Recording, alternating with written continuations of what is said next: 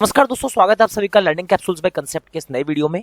और जैसा कि आप सभी लोग स्क्रीन पर देख सकते हैं, IBPS RRB PO oblique clerk 2020 Hindi भाषा का बहुत ही ज़्यादा महत्वपूर्ण सेगमेंट, बहुत ही ज़्यादा महत्वपूर्ण पार्ट है ये युग्म रिक्त स्थान। इसमें क्या होता है ना कि एक ही लाइन होती है, कोई भी एक लाइन होगी, ठीक है। एक लाइन आपको दी होगी, कोई भी किसी तरह की हिंदी की साहित्य की पंक्ति हो सकती है, किसी अखबार की, संपादकीय, लेख की किसी भी एक लाइन हो सकती है। और उसमें दो जगह फिल इन द ब्लैंक्स होंगे, दो जगह, जिसको आप बोलते हो इंग्लिश में, जिसको आप बोलते हो ना कि डबल फिलर्स जो चीज होती है, ठीक है। तो ये डबल फिलर्स वाली चीज है इंग्लिश वाली, और ये डबल फिलर्स हिंदी में बनते हैं युग्म रिक्त स्थान। युग्म रिक्त स्थान बहुत इंपॉर्टेंट है, और ऐसा नहीं है कि आप रैंडमली इसमें कुछ भी कर दोगे। रैंडम इसको नहीं करना है, इसमें रैंडम अप्रोच नहीं चलेगी, क्योंकि यहां पर एक रिश्ता ढूंढना होता है दो रिक्त स्थानों के बीच में। आप एग्जाम्पल देखने जाएंगे तो आपको समझ में आ जाएगा, जब इसके क्वेश्चंस आगे कराऊंगा तो पता लगेगा कि किस तरह से आपको करना है। एकदम रैंडम कुछ भी नहीं करना है इस टॉपिक में। और बता दूं, बच्चों को सबसे बुरा सेक्शन यही लगता है, सबसे गंदा सेक्शन एग्जाम में यही लगता है सभी को, क्योंकि सबसे ज्यादा गलतियां कराने वाले क्वेश्चंस यही होते हैं। और 5 क्वेश्चन इस तरह के आने की उम्मीद है। 5 मार्क्स का सेक्शन ये आपके एग्जाम में आने की उम्मीद है। 5 मार्क्स, 5 नंबर इस सेक्शन में डिपेंड करेंगे। तो प्लीज ध्यान से देखें कि किस तरह से सॉल्व करना है, क्या अप्रोच रहनी चाहिए इस टाइप के क्वेश्चंस को सॉल्व करने की। शुरू करते हैं पहले क्वेश्चन के साथ में। क्या बोलता है, चाहे कोई भी समाज हो, स्त्री पुरुष के आपसी संबंध की यही है कि जिस व्यक्ति से तरह तरह से हम बंधे हैं, उसी की से मुक्ति या उसी की एक रास्ता से निजात पाने का संघर्ष हमारी सभ्यता की व्यर्थता का चिन्ह बना हुआ है। तो क्लियर एक तो आपको ये पता लग रहा है कि यहां पर कुछ बुरे होने की बातें हो रही है। देखो, जब भी दो फिलर्स हो, आपस में उनका एक रिलेशन होता है। हमेशा ध्यान रखो, आपस में एक रिलेशन होता है। देखो, पहला ऑप्शन प्रेम से मुक्ति कौन चाहता है भैया? प्रेम से तो मुक्ति हो ही नहीं सकती ना। सेकंड फिलर दिख रहा है, ये तो हटा ही दो कि पहला ऑप्शन तो हमारा नहीं हो सकता। ये बात क्लियर समझ में आ जानी चाहिए सभी को, ठीक है। इस तरह से आपको पकड़ना एक एक करके, और दोनों में से मतलब हम कहते हैं ना कि यार दो फिलर है ना, तो काम कई लोगों को तो मुश्किल लगता है कि सर दो फिलर आ गए एक लाइन में, मगर मैं कहता हूं ये काम उल्टा इजी हो जाता है। क्यों इजी हो जाता है? पहला समझ नहीं आ रहा, दूसरे का कुछ कंटेक्स्ट देखो, दूसरा समझ नहीं आता, पहले का कंटेक्स्ट देखो, और फिर दोनों को आपस में मिला के और आंसर टिक कर दो, तो आसान काम हो जाता है। अदरवाइज आप ढूंढते रहोगे। अब जैसे ये चौथा ऑप्शन है, समरसता कभी नहीं हो सकता। क्यों?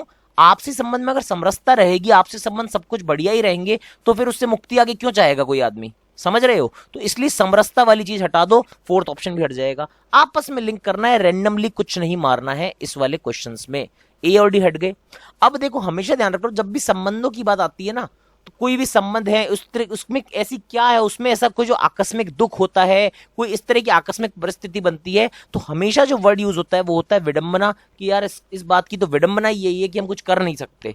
हमेशा विडंबना वर्ड यूज होगा। अब आपको लगने को लग सकता है जटिलता क्यों नहीं हो सकता, मगर जटिलता टेक्निकली उसके लिए हिंदी में वर्ड नहीं है, और विडंबना ही हमेशा यूज होगा जब भी दुखों की बात होगी, जब भी आपको परेशानी की बातें होंगी, निराशाओं की बात होंगी, और आपको कुछ समझ नहीं आएगा, असमंजस की स्थिति आ जाएगी। जब ऐसा कोई भी दुख प्रकट होगा तो हमेशा उसका आंसर होता है विडंबना से, ना कि आपका किसी और चीज से। तो इसको विडंबना से ही दिखाते हैं, ना कि जटिलता या कोई और दुख या फिर निराशा इस तरह के वर्ड से। आप ये बात याद रखेंगे, ठीक है। सेकंड क्वेश्चन पे आता हूं। सेकंड क्वेश्चन क्या बोलता है, दरअसल वास्तविक डैश आजादी जो इन समाजों में है, वह एक बड़ी सुविधा, एक बड़ी शक्ति और मानसिक स्वायत्तता है, जो स्त्री और पुरुष दोनों को कई तरह से नैतिक कुछ प्रदान करती है, ठीक है। अब देखो, वास्तविक कौन सी आजादी हो सकती है, कौन सी आजादी हो सकती है? विमुक्त आजादी कोई सेंस ही नहीं है, एक ही बात है वो तो। मूल आजादी से अच्छा हमेशा मौलिक आजादी वर्ड होता है। आपको पता है, मूल आजादी से बढ़िया चीज मौलिक आजादी कोई चीज होती है। मौलिक कर्तव्य, मौलिक अधिकार, ये चीजें होती है टेक्निकली। दरअसल अब पहला ऑप्शन देखो, दरअसल वास्तविक मानसिक आजादी जो इन समाजों में है, वह एक बड़ी सुविधा, एक बड़ी शक्ति और मानसिक स्वायत्तता है, जो स्त्री और पुरुष को कई तरह से नैतिक आजादी कुछ नहीं हो सकती। हमको क्लियर पता लग गया कि भाई मौलिक तो होंगी हमारी आजादी, और आगे क्या हो जाएगा, नैतिक निर्भीकता प्रदान करती है, क्योंकि अगर आजादी आपके पास आएगी तभी आप निर्भीकता ला सकते हैं। दरअसल वास्तविक जो आजादी है वो मौलिक होगी, और जब मौलिक आजादी इंसान के पास आ जाएगी तो स्त्री और पुरुष दोनों को कई प्रकार से नैतिक निर्भीकता प्रदान करेगी। इसलिए सेकंड का आंसर क्या हो जाएगा, सी हो जाएगा। थर्ड क्वेश्चन पे चलते हैं। आकांक्षाओं और सांस्कृतिक क्या होती हैं? सांस्कृतिक आकांक्षाएं जो इंसान की इच्छा होती है, और सांस्कृतिक क्या है, उनका संघर्ष स्वरूप क्या होता जा रहा है। तो आकांक्षाओं और सांस्कृतिक मान्यताएं जो होती हैं उनका संघर्ष स्वरूप हिंसक होता जा रहा है। इंसान कुछ और करना चाहता है, इंसान के जीवन में आज है कि मैं इतना बड़ा बन जाऊं, मैं इतना ये कर जाऊं, इस तरह के मेरे नई मॉडर्न लाइफ जीऊं, या फिर इतने बड़ी बड़ी चीजें करूं। मगर जो सांस्कृतिक मान्यताएं जो चलती आ रही हैं वो इतनी चलती आ रही हैं कि अब उसके कारण हमको कई चीजें देखनी पड़ती हैं। ठीक है, अब वो हिंसक भी हो जाता है कई बार रूप वो, क्योंकि संस्कृति और सांस्कृतिक मान्यताएं कुछ अलग बात बोलती है, इंसान कुछ और करना चाहता है, और कारणवश आप देखते हैं खाप पंचायतें चाहे उसका उदाहरण हो, तो वो स्वरूप हिंसक भी होता जा रहा है। इसलिए इसका आंसर हो जाएगा B. Next question, question number 4 क्या बोलता है, हमारे सामाजिक और सांस्कृतिक मूल्य इतने विस्तृत, विविध और क्या है, इतने सांस्कृतिक और सामाजिक मूल्य इतने विस्तृत है, इतने विविध है। अर्वाचीन प्राचीन का ठीक उल्टा होता है, तो इतने नए नहीं है हमारे सांस्कृतिक मूल्य।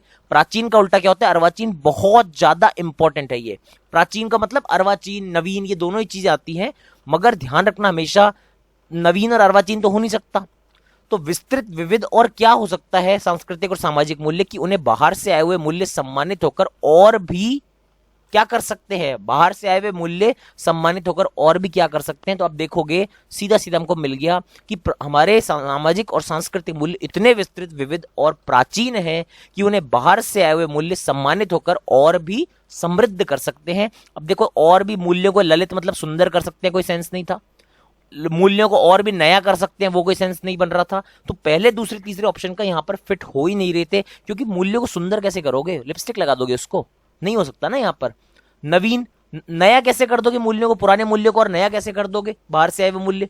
तो इसलिए इसका आंसर सिर्फ और सिर्फ डी ही फिट बैठता था। हमने आंसर लगाया डी। क्वेश्चन नंबर 5 पर मैं आ रहा हूं।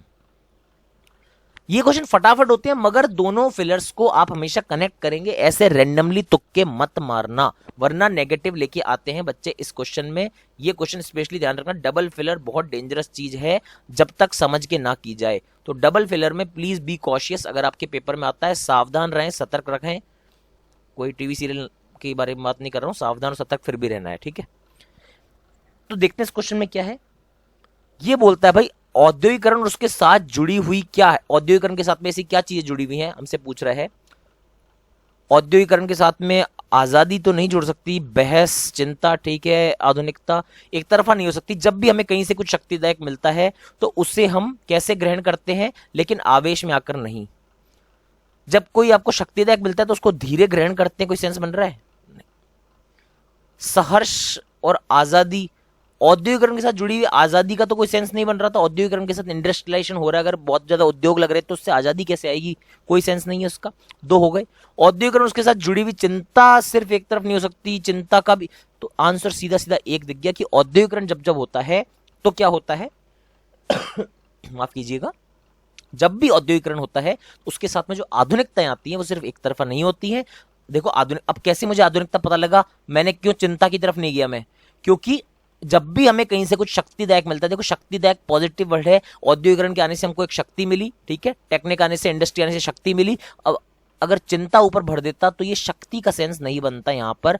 इसलिए हमको पूरे सेंटेंस में घूमना है कि क्या चल रहा है। अब ये सेंटेंस यहाँ खत्म नहीं हो गया, आगे इसका कंटेक्स्ट चल रहा है कि औद्योगिकरण के साथ ऐसी क्या चीज आएगी जिसकी वजह से हम कहीं ना कहीं कुछ शक्तिदायक बन जाएंगे। तो चिंता आएगी, चिंता से कौन शक्तिशाली होता है, बहस से कौन शक्तिशाली होता है, आजादी। मगर आजादी का औद्योगिकरण के साथ कोई रिलेशन नहीं था, मुझे क्लियर पता लग गया औद्योगिकरण के साथ में आधुनिकता आई है, आधुनिकता आने से हम शक्तिदायक हो गए, और शक्तिदायक होने से क्या होगा, हम उसको स्वाभाविक ही ग्रहण कर लेंगे, मतलब उसको एज इट इज, जो भी हम जैसे नॉर्मल फेज में होता है वो कॉमनली आराम से उसको स्वभाव जो हमारा है स्वाभाविक मतलब नेचुरली गेन कर लेंगे, नेचुरली ग्रहण कर लेंगे। इसलिए इसका आंसर बनेगा ए। क्वेश्चन नंबर 6 पर मैं आ जाता हूं। अब नैतिकता का कोई स्थिर कौन सा स्वरूप न होने की स्थिति में कुछ लोग हमेशा अनैतिक को नैतिक और नैतिक को अनैतिक सिद्ध कर सकते हैं। आज नैतिकता वैसे भी असंगत और अर्थहीन हो चुकी है। देखो सीधी सीधी बात बताइए कि नैतिकता का कोई स्थिर ऐसा कोई स्वरूप नहीं है, इसलिए लोग अनैतिकता अनैतिकता को नैतिकता में, नैतिकता को अनैतिकता में आसानी से सिद्ध कर लेते हैं। तो क्लियर पता लग रहा है हमारे को कि कहीं ना कहीं इन दोनों में आपस में क्या हो रहा है, कंफ्यूजन क्रिएट हो रहा है। तो ऐसा कौन सा वर्ड होगा जो बताएगा कि नैतिकता के कारण हमारे बीच में कंफ्यूजन आ रहा है? तो हमको क्लियर पता लग रहा है, समेकित होता है सब कुछ समान, उसको अपने अंदर समेटता हुआ, वैसा कुछ होगा नहीं। तो नैतिकता का कैसा स्थिर स्वरूप नहीं होगा? निश्चित ही तो होगा ना कि नैतिकता का कोई निश्चित स्वरूप नहीं है, इसीलिए नैतिकता और अनैतिकता में लोग कंफ्यूज करते हैं, आपस में एक दूसरे को सिद्ध कर जाते हैं। ठीक है, कोई भी स्थिर निश्चित स्वरूप नहीं होने की स्थिति में समर्थ लोग हमेशा अनैतिक को नैतिक और नैतिक को अनैतिक सिद्ध करते हैं। ये निश्चित वर्ड से मुझे इस क्वेश्चन की पूरी पोल खुलती हुई नजर आई और मैंने आंसर को टिक किया बी। हमेशा एक फिलर से दो फिलर बनाने की कोशिश करो, दोनों फिलर को अलग अलग सोचोगे तो कभी काम नहीं बन पाएगा, एक फिलर से दोनों सोचने की कोशिश करेंगे आप लोग। ठीक है जी, क्वेश्चन नंबर 7 पर मैं आ जाता हूं। क्या है देख लेते हैं क्वेश्चन नंबर 7।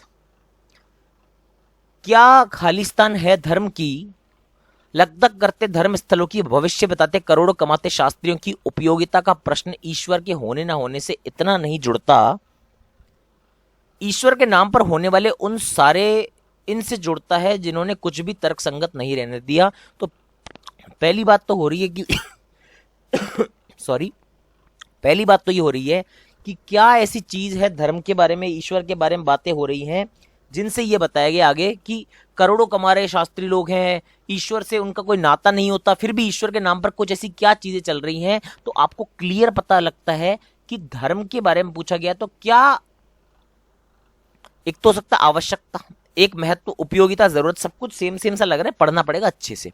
ठीक है जी, क्या पढ़ेंगे हम लोग यहां पर? क्या खालिस्तान है धर्म की, लगदक करते धर्म स्थलों की, भविष्य बताते करोड़ कमाते शास्त्रियों की, उपयोगिता का प्रश्न ईश्वर के होने ना होने से इतना नहीं जुड़ता, ईश्वर के नाम पर होने वाले उन सारे, प्रवंचना कोई सेंस नहीं हुआ, कोई प्रवंचन नहीं हो रहा है यहाँ पर। ईश्वर के नाम पर ऐसी क्या चीज हो रही है जिन्होंने कुछ भी तर्क संगत नहीं रहने दिया। सीधा सीधा पता लग रहा है धर्म की ऐसी क्या उपयोगिता हो सकती है, धर्म का ऐसा क्या यूज है। देखो, आवश्यकता होती है, नेसेसरी, नेसेसिटी जो होती है, इंपॉर्टेंस होती है, आवश्यक, महत्व, ये दोनों एक ही वर्ड है। कहीं ना कहीं जाके इन दोनों में से किसी एक, और जरूरत, ये भी सेम वर्ड है। हमको हिंट ऐसे लेनी थी कि जो ए, बी और डी तीनों में वर्ड रखा है, देखो यहां पर इनमें से कुछ भी लग सकता था। जो चौथा वर्ड है ना, ये दूसरा वर्ड जो है, सॉरी, जो दूसरा फिलर है, वहां ढकोसले भी सही था, हथकंडे भी आ सकता था, छल कपट भी लग सकता। आपको तीनों लगे होंगे कि भाई तीनों लगेंगे कि यार ईश्वर के नाम पर ढकोसले भी हो रहे हैं, ईश्वर के नाम पर हथकंडे भी हो रहे हैं, ईश्वर के नाम पर छल कपट भी हो रहे हैं। मगर जो पहला फिलर था, पहला फिलर ही आपको यहां पर आंसर दे सकता है, क्योंकि पहले फिलर में यह क्लियर है कि भाई ऐसी क्या चीज है धर्म की। अब मुझे पता लगता है पहला ऑप्शन बोलता है आवश्यकता, दूसरा बोलता है महत्व, चौथा बोलता है जरूरत। तीनों ही चीजें सेम है और सीधा सीधा मुझे धर्म की नेसेसिटी नहीं, धर्म की यूज के बारे में क्वेश्चन करना है आम नागरिक से। इसीलिए मेरा आंसर तीसरा होगा, उपयोगिता होगा, ना कि आवश्यकता, महत्व या फिर जरूरत। क्वेश्चन नंबर 8 पर अब मैं आ जाता हूं। अशोक का वृक्ष जितना भी मनोहर हो, जितना भी रहस्यमय हो, जितना भी अलंकारमय हो, परंतु वह उस विशाल कैसी सभ्यता की परिष्कृत रुचि का ही प्रतीक है जो साधारण प्रजा के किसी चीज पर पली थी। साधारण प्रजा का उसके रक्त से सार कणों को खाकर बड़ी हुई थी और लाखों करोड़ की उपेक्षा से समृद्ध हुई थी। तो अगर किसी के रक्त से उसके सारे ससारों कणों को खाकर बड़ी हुई थी, सीधी सी बात है साधारण प्रजा ने क्या किया होगा उसके लिए। अशोक के वृक्ष की बात हो रही है, उसके लिए क्या खून पसीना बहाया होगा, कुछ मेहनत की होगी, यही बात होगी, तभी तो उसके रक्त की बात हुई है। ऐसा तो नहीं है ना अशोक के वृक्ष को उगाने के लिए साधारण जनता ने हाथ काट काट के रख दिए होंगे। तो सेकंड में क्या होगा, आपको जो साधारण प्रजा के पास कोई धन नहीं होता, धन को हटा दो। साधारण प्रजा के कर्मों या परिश्रमों ऐसा कुछ आने की चांस है। संघर्ष कुछ नहीं, अशोक के पेड़ों के लिए संघर्ष जैसा कोई वर्ड नहीं आएगा, ये हमको पता है। और सीधी सी बात है प्रजा के किस चीज पर पली थी, तो परिश्रमों या कर्मों। और मुझे ज्यादा लग रहा है ज्यादा आंसर होना चाहिए परिश्रमों। क्यों? क्योंकि सीधा सीधा कर्मों से ज्यादा मेहनत को दिखाया गया, क्योंकि रक्त वगैरह का यूज हुआ है। रक्त या पसीने का अगर यूज होता, अगर होता है इस तरह के वर्ड का, तो ये काम को नहीं, ये मेहनत को दिखाने के लिए यूज होता है। ये बात हमेशा याद रखिएगा। काम के लिए बहुत सारी चीजें यूज हो सकती थी, मगर सीधा सीधा बोल रहे ना खून पसीने की, तो खून पसीने की मेहनत होती है इंसान की, खून पसीने का काम या खून पसीने का कर्म कोई नहीं बोलता। और यहाँ पे पता लग जाएगा, परंतु वे उस विशाल सामंत सभ्यता की परिष्कृत रुचि का ही प्रतीक है। सीधा सीधा आंसर इसका ए बनेगा, ना कि इसका आंसर बी बनेगा। शाही सभ्यता नहीं होती, शाही परिवार शाही खानदान हो सकते हैं, शाही सभ्यता नहीं होती। सभ्यता हमेशा सामंत कही जाती है, ये बात याद रखेंगे आप लोग। शाही आपने दरबार सुना होगा, शाही आपने कुछ ऐसा इमामबाड़ा सुना होगा, आपने शाही सुना होगा कि शाही खानदान हो सकता है, ठीक है, शाही घर हो सकता है, मगर सभ्यताएं हमेशा या तो सामंत होती हैं या प्राचीन होती हैं, हमेशा याद रखिएगा। और साथ ही साथ खून पसीने की जो बात हो रही थी, वहां पर कर्म नहीं, परिश्रम या मेहनत की ही बात हो रही है, ये आपको क्लियर रहना चाहिए। क्वेश्चन नंबर 9 पर मैं आ रहा हूं अब आपके लिए। दोस्तों क्वेश्चन नंबर 9 ये है, आज की दुनिया में भाषाओं का क्या हो रहा है। देखो, भाषाओं का हनन तो कुछ हो ही नहीं। हनन मतलब तो होता है यार कि उसका लॉस हो जाना, छीनना। भाषा आपको कोई छीन नहीं रहा है, भाषाओं का हनन या नुकसान ऐसा क्या हो रहा है वो हमको देखना है। भाषाओं का हिंसा, लूट खसोट या प्रतिशोध के कारण उतना अधिक नहीं हो रहा जितना भूमंडलीकरण, ग्लोबलाइजेशन या नव उपनिवेशीकरण या नव पूंजीवाद या संप्रेषण संचार साधनों की। अब आपको पता है ये सारी चीजें क्या हो रही हैं भाई। भूमंडलीकरण क्या हो गया, ग्लोबलाइजेशन हो गया, ये क्या हो गया, न्यू कॉलोनाइजेशन हो गया, नव पूंजीवाद हो गया, ठीक है, फिर संप्रेषण संचार साधनों में बढ़ोतरी वगैरह, बढ़ोतरी ऐसा कुछ ही तो आएगा ना, बढ़ोतरी हो गई है, ज्यादा हो गया, ये सब ज्यादा हो रहा है, इसलिए भाषाओं का क्या हो रहा है, भाषाएं कम से कम होती जा रही है। तो अगर आप देखोगे तो भाषाओं का सीधा सीधा हो रहा है कि भाई विनाश, अब ये सब एक्सट्रीम वर्ड है, इसको आप नहीं टिक करोगे।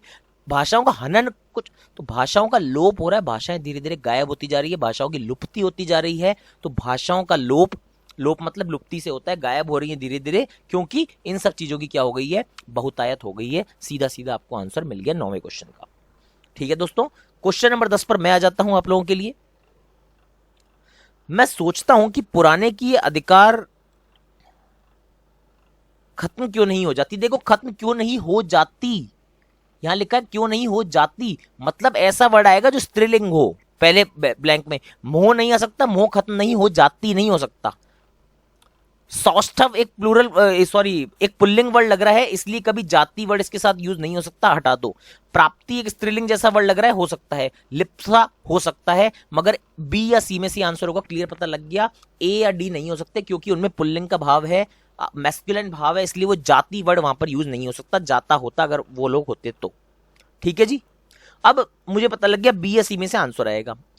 जरा और मृत्यु ये दोनों ही जगत के डैश और अति प्रमाणित सत्य हैं। देखो सीधी बात है, अगर यहां पर सुस्थित बोलूंगा, देखो क्योंकि यहां पर अति है, तो हिंदी लिखते समय यहां भी हम कोशिश करेंगे कि अति वाला वर्ड आएगा, तभी वो अति को सिग्निफाई कर पाएगा कि अति परिचित और अति प्रमाणित सत्य हैं। और जो लिप्सा होती है, चाह होती है, पुराने की अधिकार प्राप्त, देखो पुराने की अधिकार प्राप्ति क्यों खत्म क्यों नहीं हो जाती, अधिकारों की प्राप्ति हो ही गई तो फिर कैसे खत्म होगी। अधिकार के लिए जो लिप्सा है, जो उसकी चाह है, जो गंदी इच्छाएं अधिकार, ज्यादा से ज्यादा अधिकारों की, वो खत्म क्यों नहीं हो जाती। जरा और मृत्यु, बुढ़ापा, बीमारी, मौत, ये सब जगत के अति परिचित, सभी को सब कुछ परिचित है और अति प्रमाणित, सारे वेरीफाइड फैक्ट हैं, ये बिल्कुल सच है। तो इसका आंसर इसलिए बनेगा सी, जिसमें लिप्सा और अति परिचित आ जाएगा। 10 क्वेश्चन हो गए दोस्तों, 10 और क्वेश्चन है, बहुत अच्छे फ्रेम्ड क्वेश्चन है, आपके एग्जाम्स के लिए है, बहुत ज्यादा इंपॉर्टेंट है। आरआरबी प्योर क्लर्क का अगर आप इस साल पेपर दे रहे हैं तो दोस्तों देखते रहिए इसको, और 10 क्वेश्चन और बच रहे हैं। चलिए चलते हैं आगे क्वेश्चन नंबर 11 पर। मैं थोड़ी देर तक कुछ होकर सुनता रहा और मन में किसी चीज का एहसास भी हुआ, सोचता रहा कुछ करना चाहिए, नहीं तो भविष्य क्षमा नहीं करेगा। बहुत एक्सट्रीम बात लिख रहा है। भविष्य मतलब उसका फ्यूचर उसको माफ नहीं करेगा, मतलब उसने ऐसा क्या उसको एहसास हुआ होगा कि इसका फ्यूचर उसको माफ नहीं करेगा। इतना बड़ा उसको क्या एहसास हुआ होगा। अगर खुशी होती तो आपको क्या ऐसा एहसास होता है कि भविष्य माफ नहीं करेगा। अगर आप में से कोई खुश हो गया तो क्या आपको ऐसा लगता है कि यार खुश हो गया अब तो भविष्य मुझे माफ नहीं करेगा, तो मन में प्रफुल्लता नहीं हो सकती। आश्चर्य होने से आपको ऐसा लगेगा कभी कि यार भविष्य क्षमा नहीं करेगा, मेरे को तो आश्चर्य हो गया। दुख होने से भी कोई इंसान ऐसा नहीं होता कि दुख का एहसास होने से भविष्य माफ नहीं करेगा। पाप बोध यहां पर आएगा, सीधा सीधा वर्ड दिख रहा है कि पाप का मन में बोध हो गया। और अब जब आप देख रहे हो कि यार इसमें तो मुझे पाप लग रहा है, मुझे इसमें लग रहा है गिल्टी फील हो रहा है, उस समय अगर मैं सोचता रहूं कुछ नहीं करना चाहिए, कुछ करना चाहिए और कुछ नहीं किया तो क्या होगा, भविष्य क्षमा नहीं करेगा। पाप बोध सही सही वर्ड आ रहा है। और मैं थोड़ी देर तक, अब ये मैं इस तरह से लिखा जाएगा यहां पर, मैं थोड़ी देर तक अभिभूत होकर सुनता रहा, मतलब एकदम मैं भूल गया सब कुछ आसपास क्या हो रहा है, और मन में मुझे उसी समय पाप बोध का भी एहसास हुआ। सोचता रहा कुछ करना चाहिए, नहीं तो भविष्य क्षमा नहीं करेगा। ठीक है, भविष्य क्षमा नहीं करेगा, बहुत ही एक्सट्रीम स्टेटमेंट था, इसलिए इसके लिए बहुत स्ट्रांग वर्ड की जरूरत थी। मन में किस चीज का एहसास होता है, दुख के एहसास होने से कोई ये नहीं सोचता कि आज किस चीज पे आप दुखी हो तो कि मेरे को यार फ्यूचर माफ नहीं करेगा, आने वाला कल, मुझे आने वाला कल माफ नहीं करेगा। कोई ऐसा उससे पाप हुआ है, मन में कोई पाप का बोध है, इसलिए उसने सोचा कि भविष्य क्षमा नहीं करेगा अगर मैंने आज कुछ नहीं किया तो। क्वेश्चन नंबर 12 पर मैं आ जाता हूं। यह कहना गलत होगा कि भारतवर्ष ने भीष्म के प्रति क्या नहीं दिखाई। भीष्म के प्रति आज भी खालिस्तान लोग भीष्माष्टमी के दिन को अपनी श्रद्धा उनके प्रति निवेदन करते ही हैं। ये क्वेश्चन नंबर 12 है आप लोगों के लिए। तो देखो कौन लोग होंगे जो श्रद्धा, अपनी श्रद्धा कौन निवेदन करेगा। अनेक लोग, कोई सेंस नहीं है, बहुत हल्का वर्ड है। श्रद्धालु हो सकता है या फिर श्रद्धावान हो सकता है। आभारी लोग श्रद्धा क्यों दिखाएंगे। श्रद्धा दिखाने वाले लोग कौन हुए, या तो श्रद्धालु हो गए या श्रद्धावान हो गए। तो ये तो समझ आ गया, दूसरे फिलर में श्रद्धा से संबंधित वर्ड आना था, तो या तो श्रद्धालु आएगा या फिर श्रद्धावान आएगा। पहला फिलर क्या बोलता है, यह कहना गलत होगा कि भारतवर्ष ने भीष्म के प्रति क्या नहीं दिखाई। अब देखो बोलना क्या चाह रहा है, पहले सेंटेंस में बोल रहा है कि भारतवर्ष ने भीष्म के प्रति ऐसी चीज नहीं दिखाई, ये कहना गलत है। आज भी लोग उनके प्रति श्रद्धा निभाते हैं, आज भी उनके प्रति श्रद्धा अर्पित होती है। इसका मतलब पहला सेंटेंस नेगेटिव है। पहला सेंटेंस बोल रहा है कि ये गलत है, कि ऐसा कहना गलत है कि भारत ने उसके प्रति कुछ अच्छा किया नहीं है। समझ रहे हो। तो देखो दो ऑप्शन हमारे पास बचे, कृतज्ञता, एक तो ये बचा कृतज्ञता वाला ऑप्शन, एक बचा कृतज्ञता वाला ऑप्शन। आप कुछ समझ रहे हो। 12वें क्वेश्चन में अगर आप देखो तो आपके पास दो ऑप्शन बच रहे हैं। ठीक है, अब अगर आप देखोगे कि बी ऑप्शन क्या, कृतज्ञता। कृतज्ञता होता है कि आप किसी चीज का उपकार वगैरह भूल जाते हो। ये कृतज्ञ और कृतज्ञ बहुत इंपॉर्टेंट वर्ड है, आपस में अपोजिट भी हैं और लगभग हर एग्जाम में पूछे गए हैं, लगभग हर एग्जाम में पूछे गए, बात याद रखिएगा। कृतज्ञ होता है जो दूसरे का उपकार को मानता है, और कृतज्ञ होता है जो दूसरे के उपकार को नहीं मानता है। आपस में एक दूसरे के अपोजिट होते हैं, विपरीतार्थक शब्द होते हैं। तो यह कहना क्या गलत होगा कि भारतवर्ष ने भीष्म के प्रति कृतज्ञता नहीं दिखाई, ये चीज गलत है। कि अगर आप सोच रहे हैं कि भारतवर्ष ने भीष्म के प्रति वो चीज एहसान, उसके एहसानों को वो जताया नहीं कभी या दिखाया नहीं, तो ये कहना गलत है, क्योंकि भारत में तो ऐसा होता है कि उनके प्रति अभी भी श्रद्धा अर्पित की जाती है। इसलिए इसका आंसर क्या हो जाएगा, डी हो जाएगा, ना कि बी। क्वेश्चन नंबर 13 की तरफ बढ़ते हुए अगेन वापस फेवरेट क्वेश्चन आता होगा, आपको पता ही है हमेशा की तरह। वे लक्ष्य प्राप्ति के लिए ऐसे साधनों का उपयोग, अब मेरे तो मुंह में वर्ड आ रहा है, वहां पर आप खुद सोच पाएंगे। वे लक्ष्य प्राप्ति के लिए ऐसे साधनों का उपयोग, फिलर है, फिर करने लगते हैं जो लक्ष्य के साथ मेल नहीं खाते और बहुधा उसके, देखो लक्ष्य प्राप्ति के लिए ऐसे साधनों का उपयोग कैसे करने लगते हैं। देखो सहर्ष, खुशी खुशी, सप्रेम, प्रेम से कोई यूज नहीं करता।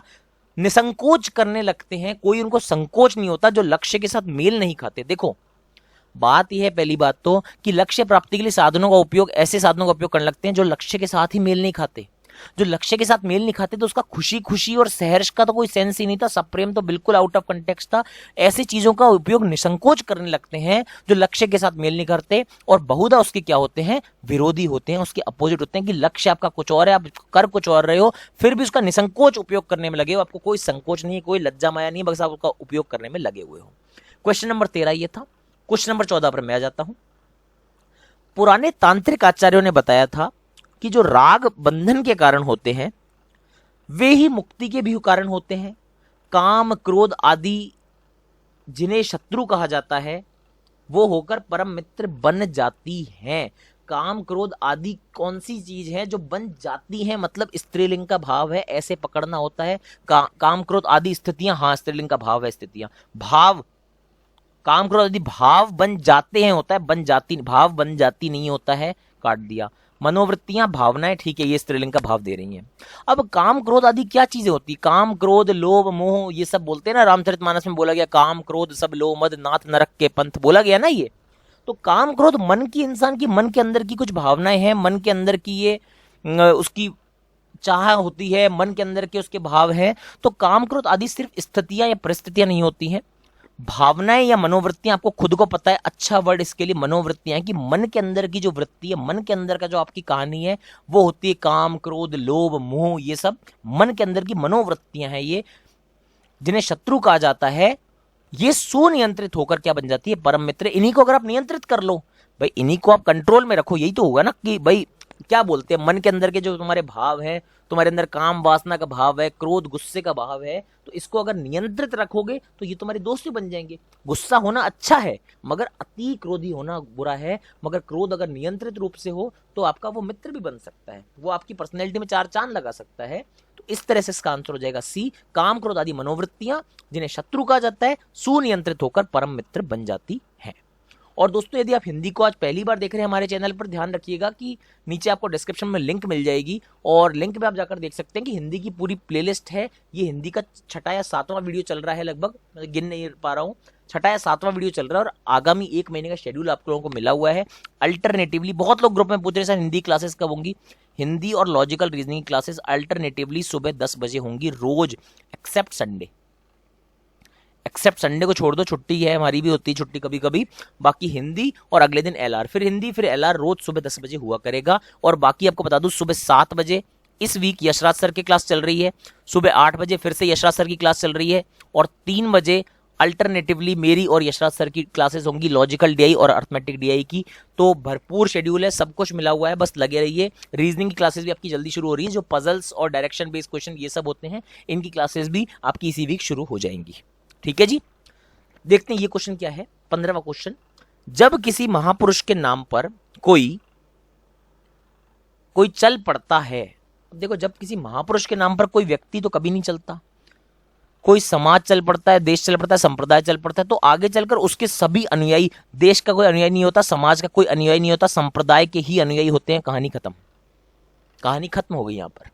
जब भी किसी महापुरुष के नाम पर कोई संप्रदाय चल पड़ता है तो आगे चलकर उसके सभी अनुयायी, भाई अनुयायी देखो ना, आप खाली फिलर को कॉन्सेंट्रेट करते हो। मैं सबसे बड़ी गलती बता रहा हूं आप लोगों की, आप सिर्फ इस फिलर पे कॉन्सेंट्रेट करते रह जाते हैं, जबकि आंसर यहां देखने से थोड़ी मिलेगा मेरे भाई बहन, ये तो खाली स्थान है, आसपास देखो। कभी मैं आपको बता रहा हूं स्त्रीलिंग देखो, जाती है जाता है, इससे पकड़ रहा हूं। कभी बोल रहा हूं अनुयायी देखा, अनुयायी देखते ही मुझे पता लग गया व्यक्ति का कोई अनुयायी नहीं होता, समाज का कोई नहीं होता, देश का कोई नहीं होता, संप्रदाय का होता है। चलो भाई बी आंसर हो गया, सभी अनुयायी। ठीक है, नाम पर कोई संप्रदाय चल पड़ता है तो आगे चलकर उसके सभी अनुयायी कम बुद्धिमान होते हैं, ऐसी कोई बात नहीं है, उनमें कुछ अत्यधिक प्रतिभाशाली भी होते हैं। बात खत्म हो गई यहां तक तो। ठीक है, अब वही स्वाभिमानी और प्रतिभाशाली का कोई रिलेशन नहीं था, स्वायत्त प्रतिभाशाली का कोई रिलेशन नहीं था, प्रतिभाशाली और प्रतिभाहीन का रिलेशन था, मगर यहाँ व्यक्ति का रिलेशन नहीं था। कंफ्यूज करने के लिए आपको इतना अच्छा प्रतिभाशाली के लिए प्रतिभाहीन वर्ड दे रखा था, मगर उसका कोई सेंस नहीं था। आंसर हो जाएगा बी। मैं आता हूं मेरे क्वेश्चन नंबर 16 पे। पेड़ क्या है? किसी सुलझे हुए कवि के चित्त का खालिस्तान छंद धरती के आकर्षण को अभिभूत करके खालिस्तान वितानों की श्रृंखला को सावधानी से संभालता हुआ विपुल व्योम की ओर एक और एकाग्रीभूत मनोहर छंद। देखो विपुल व्योम समुद्र की बात की है, बड़े समुद्र बड़े जल समूह की बात की है, तो दूसरे रिक्त स्थान में कुछ लहर नौका वौका ऐसी कोई चीज आने की बात है। विपुल व्योम बोला ना, बड़े समुद्र की बात की, बड़े जल स्रोत की बात की, विपुल व्योम, तो इसका मतलब, और उसकी श्रृंखला है पूरी, तो लहरों की बातें करेगा, तूफान की बातें करेगा, तभी दूसरा सार्थक हो पाएगा। और पेड़ क्या है? किसी सुलझे हुए कवि के चित्त का कोई छंद है। तो सीधी सी बात है कि दूसरे में आपको ढूंढना है कोई लहरों से संबंधित, क्योंकि विपुल व्योम कुछ महासागर की बात कर रहा है, तो पहला लहरदार है, अति उच्च वितान नहीं हो सकता, मनोहर सुंदर का कोई सेंस नहीं, सघन वनों के लिए होता है, लहर पानी इन सबके लिए नहीं। पहला आंसर तय हो जाएगा कि पेड़ क्या है? किसी सुलझे हुए कवि के चित्त का मूर्तिमान छंद। ठीक है, उसका एक मूर्तिमान छंद है जो धरती के आकर्षण को अभिभूत करके लहरदार वितानों की श्रृंखला को सावधानी से संभालता हुआ विपुल व्योम की ओर एकाग्रीभूत मनोहर छंद।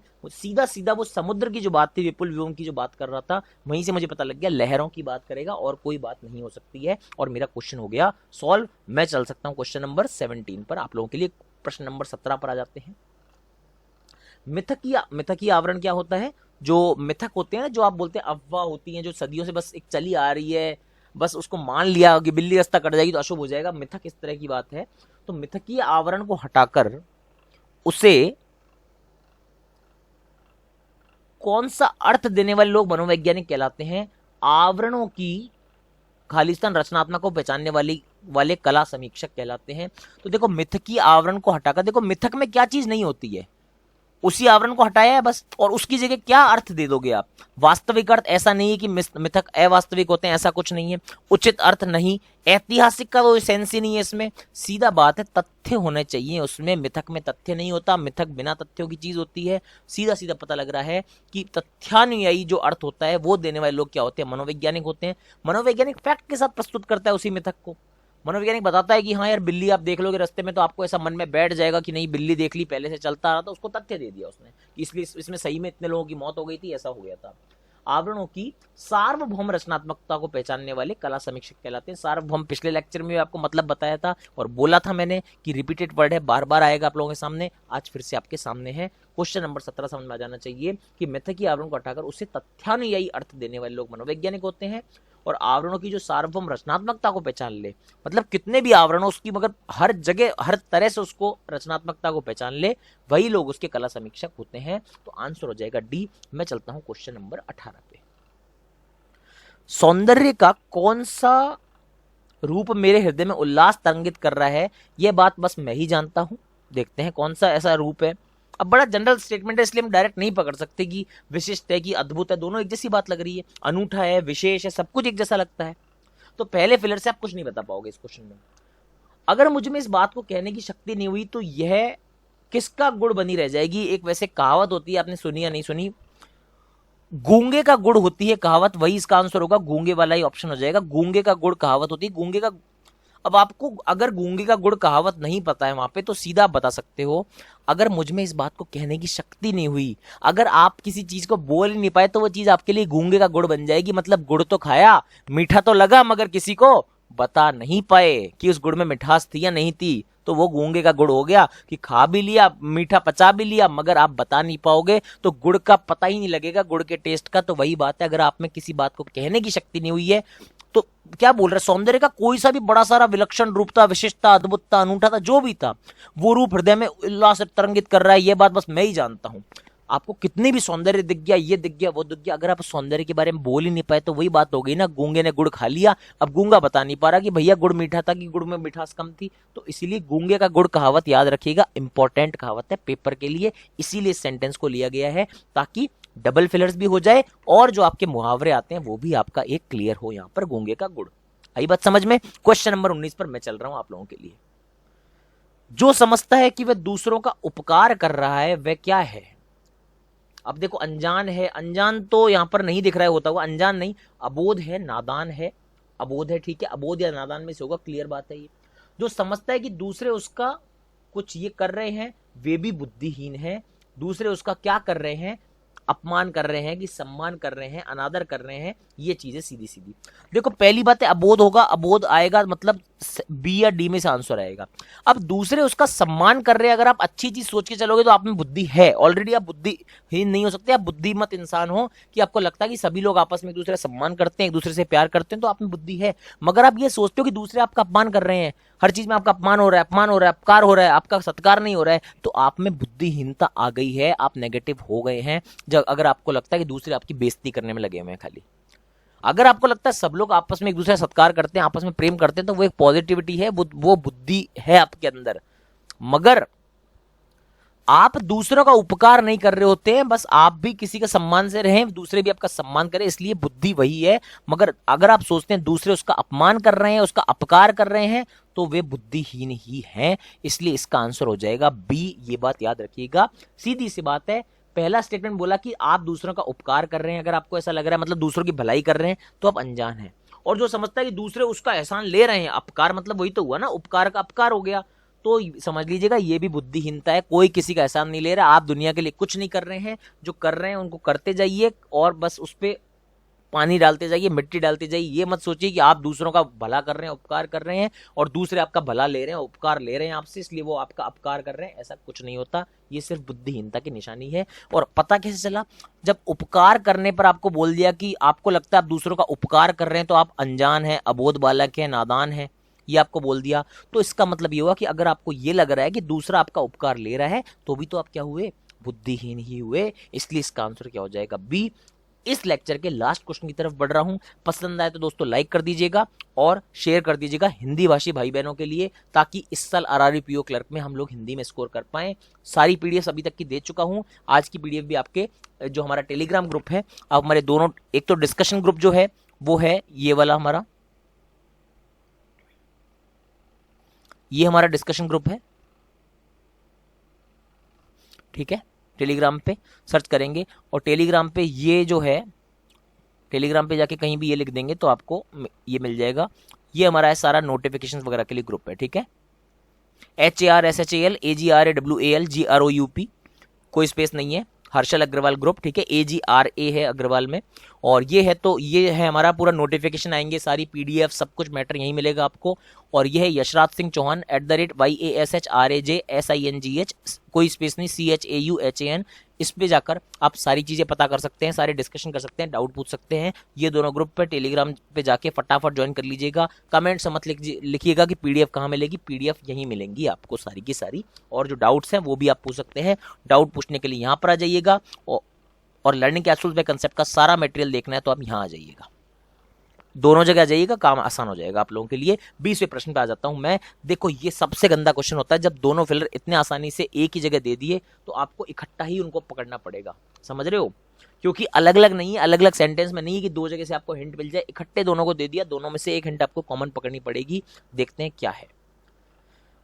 इस और इस चीज के बीच कभी कभी बहुत सूक्ष्म रेखा होती है, मतलब दोनों एक दूसरे के एकदम ठीक अपोजिट वर्ड होंगे, ये तो बात समझ में आ गई है, क्योंकि दोनों के बीच में सूक्ष्म रेखा होती है, दोनों के बीच में स्लाइट डिफरेंस होता है, ठीक है ना, जिसे आदमी पकड़ नहीं पाता, कहीं समझ में आ जाता है कि ये ऐसे है, फिर भी आदमी दूसरे को बेनिफिट ऑफ डाउट दिए जाता है। तो सीधा सीधा पता लग रहा है, देखो एक्सट्रीम वर्ड नहीं हो सकते ये, क्योंकि बहुत सूक्ष्म रेखा है तो दोनों का डिफरेंस बहुत पास पास का है, ठीक है ना, एक्सट्रीम वर्ड नहीं हो सकते। तो बेकसूर और कसूर होना ये तो बिल्कुल अलग चीज हो जाएंगी। मासूम और निर्दोष, यहां तक तो बात, मतलब अपराधों की बात नहीं करनी हमको दोष जैसी हम बात नहीं कर सकते, क्योंकि दोष होना या फिर दोष नहीं होना ये बहुत एक्सट्रीम और अपोजिट चीजें, इनके बीच में सूक्ष्म रेखा नहीं हो सकती। किसी चीज का दोषी होना और निर्दोष होना आपस में बहुत अलग चीजें हैं, और मासूम और निर्दोष आपस में अपोजिट नहीं है, बेकसूर और मासूम भी अपोजिट नहीं है।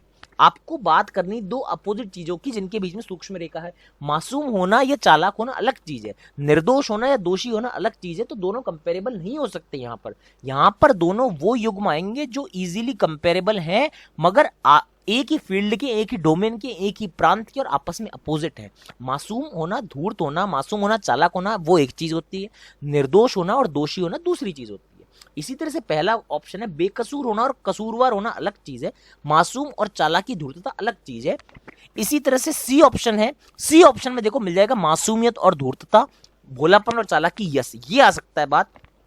डी है जैसे दोषी होना या निर्दोषी होना अलग चीज है, मासूमियत और चालाकी वापस से अलग चीज है। आंसर सी होगा। सिर्फ सी ही में दो ऐसे वर्ड हैं जो आपस में कंपेरेबल हैं, बाकी एक भी वर्ड ऐसा नहीं है, एक भी युग्म ऐसा नहीं दिया हुआ जो कि कंपेरेबल है। तो ध्यान रखिए 20वें क्वेश्चन का आंसर हो जाएगा सी। क्यों? क्योंकि इन दोनों के बीच में हमको कंपैरिजन देखना था। दोनों के बीच में कंपैरिजन देखोगे तो सिर्फ सी में ही है जो वास्तव में एक डोमेन की है, एक ही फील्ड के वर्ड हैं। नहीं तो कसूरवार होना और मासूम होना ये तो बहुत अलग अलग चीजें हो गई ना, तो इसलिए हम इसको नहीं टिक कर सकते और आंसर हो जाएगा सी। और इस तरह से हमारा होता है लेसन खत्म। कल सुबह 10 बजे मिलेंगे लॉजिकल रीजनिंग के साथ में, फिर परसों आ जाएगी हिंदी। इस तरह से अल्टरनेटिव डे पे आपको एक दिन छोड़ छोड़ के 10 बजे सुबह सुबह हिंदी और आपको लॉजिकल रीजनिंग मिलती रहेगी। 3 बजे मेंस लेवल डीआई है, सुबह 7 और 8 आपके प्रीलिम सेशन इस वीक यशराज सिंह सर ले ही रहे हैं, तो आप लोगों का काम आसान बनाए दे रहे हैं। और भी कुछ सजेशंस हो तो कमेंट बॉक्स में बता सकते हैं, दोनों टेलीग्राम ग्रुप्स पर आकर आप बता सकते हैं। थैंक यू सो मच दोस्तों।